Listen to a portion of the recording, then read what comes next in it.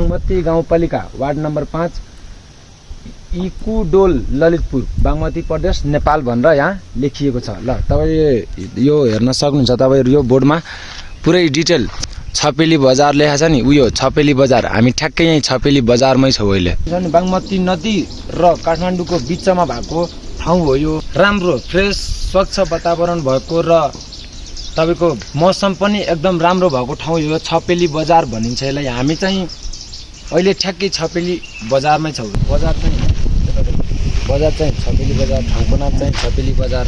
हामी अहिले चाहिँ यहाँ खाजाखानालाई रुकेका थियौँ। तपाईहरु यो पहाडहरू हेर्न सक्नुहुन्छ, कति राम्रो देखिन्छ र तल खोला पनि छ। खोला हामी होटलभित्र आइसकेको छौँ। अब यता खाजाखानालाई ल भाइ अन्त के खाने भन्दै त? हामी मोमो र चाउमिन खान गइरहेको छौँ। हामी तीनैजना। के खाने? मोमो अनि चाउमिन खाने। खाने। कौन है ये लोग? टेक्नोलॉजी गाड़ी स्टार्ट कर।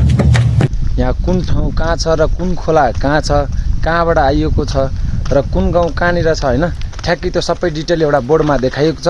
म तपाईलाई सबै यो देखाउँछु। ल यो हेर्न सक्नुहुन्छ, यो बोर्ड छ हैन।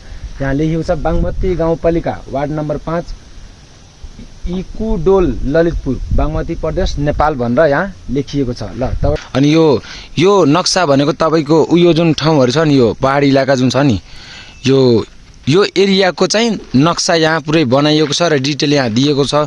कुन ठाउँ, कुन गाउँ र कुन नदी कहाँबाट आइएको छ त्यो सबै जानकारी र डिटेल चाहिँ यहाँ दिएको छ र बाटो समेत यहाँ सबै डिटेल